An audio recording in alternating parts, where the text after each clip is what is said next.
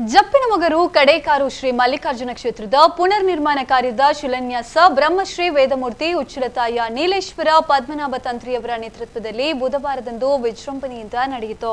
ಮಾನಿಲ ಶ್ರೀಧಾಮದ ಶ್ರೀ ಮೋಹನದಾಸ ಪರಮಹಂಸ ಸ್ವಾಮೀಜಿ ಆಶೀರ್ವಚನ ನೀಡಿ, ಒಂದು ಕಾಲದಲ್ಲಿ ಕುಗ್ರಾಮವಾಗಿದ್ದ ಇಲ್ಲಿನ ಕುಟುಂಬಗಳು ಬಹಳ ಕಷ್ಟಪಡ್ತಾ ಇತ್ತು. ಈಗ ಸಮೃದ್ಧವಾಗಿದ್ದು ದೇವಸ್ಥಾನದ ಪುನರ್ ನಿರ್ಮಾಣಕ್ಕೆ ಮಲ್ಲಿಕಾರ್ಜುನ ದೇವರು ಅವಕಾಶವನ್ನ ಮಾಡಿಕೊಟ್ಟಿರುವಂತದ್ದು ನಮ್ಮ ಸುಯೋಗ.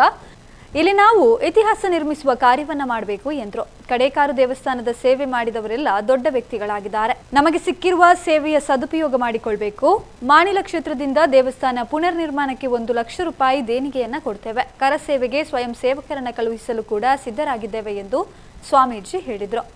ಇನ್ನು ಕ್ಷೇತ್ರದ ಅಭಿವೃದ್ಧಿಯ ರೂವಾರಿ ಮಾಜಿ ಸಚಿವ ಜೆ ಕೃಷ್ಣ ಪಾಲೆಮಾರ ಅಧ್ಯಕ್ಷತೆಯನ್ನು ವಹಿಸಿ, ನಾವು ಚಿಕ್ಕವರಿದ್ದಾಗ ಈ ಪ್ರದೇಶಕ್ಕೆ ನಡೆದುಕೊಂಡು ಬರುವುದೇ ಕಷ್ಟವಾಗಿತ್ತು. ಈಗ ಉತ್ತಮ ರಸ್ತೆ ಸಂಪರ್ಕ ಹಾಗೂ ಪ್ರದೇಶ ಅಭಿವೃದ್ಧಿಯಾಗಿದೆ. ದೇವಸ್ಥಾನದ ಪುನರ್ ನಿರ್ಮಾಣ ಕಾರ್ಯ 10 ತಿಂಗಳಲ್ಲಿ ಮುಗಿಸಿ ಮುಂದಿನ ಏಪ್ರಿಲ್ನಲ್ಲಿ ಬ್ರಹ್ಮ ಕಲಶೋತ್ಸವವನ್ನು ಮಾಡಲು ನಿಶ್ಚಯಿಸಲಾಗಿದೆ ಎಂದರು. ಇನ್ನು ಜೀರ್ಣೋದ್ಧಾರ ಸಮಿತಿ ಕಾರ್ಯದರ್ಶಿ ಹರಿಪ್ರಸಾದ್ ಜೆ ಮಾತನಾಡಿ, ನೇತ್ರಾವತಿ ನದಿ ತೀರದಲ್ಲಿರುವ ಜಪ್ಪಿನಮೊಗರು ಗ್ರಾಮದ ಕಡೇಕಾರಿನ ಪ್ರಶಾಂತ ಪರಿಸರದಲ್ಲಿ ಸುಮಾರು 600 ವರ್ಷದ ಹಿಂದೆ ಶ್ರೀ ಗುರು ಶಾಂತಯ್ಯ ಸ್ವಾಮೀಜಿಯವರಿಂದ ಪ್ರತಿಷ್ಠಾಪಿತ ಇತಿಹಾಸ ಪ್ರಸಿದ್ಧ ಪುಣ್ಯಕ್ಷೇತ್ರ ಕಡೇಕಾರು ಶ್ರೀ ಮಲ್ಲಿಕಾರ್ಜುನ ಕ್ಷೇತ್ರವನ್ನ 5 ಅಡಿ ಎತ್ತರದಲ್ಲಿ ನಿರ್ಮಿಸುವ ಸಂಕಲ್ಪವನ್ನ ಮಾಡಲಾಗಿದೆ ಎಂದರು. ಇನ್ನು ಮಾಜಿ ಕಾರ್ಪೊರೇಟರ್ ವೀಣಾಮಂಗಳ, ಕ್ಷೇತ್ರದ ಆಡಳಿತ ಮುಕ್ತೇಸರ ಶಿವಾನಂದರಾವ್, ಜೆ ಜಗದೀಶ್ ರಾವ್ ಕೊರೆಗಪ್ಪ, ಜೀರ್ಣೋದ್ಧಾರ ಸಮಿತಿ ಅಧ್ಯಕ್ಷ ರಾಧಾಕೃಷ್ಣ, ಟ್ರಸ್ಟಿಗಳಾದ ನವೀನ್ ಚಂದ್ರ, ಸುಧೀರ್, ಕೋಶಾಧಿಕಾರಿ ಸಂತೋಷ್, ಪ್ರದೀಪ್ ಪಾಲೆಮಾರ ಮತ್ತು ಪ್ರಸನ್ನ ಪಾಲೆಮಾರ ಇದ್ರು. ಇನ್ನು ಯೋಗೀಶ್ ಶೆಟ್ಟಿ ಜೆಪ್ಪು ಸ್ವಾಗತಿಸಿ ನಿರೂಪಿಸಿದ್ರು. ಕ್ಷೇತ್ರದ ಉಪಾಧ್ಯಕ್ಷ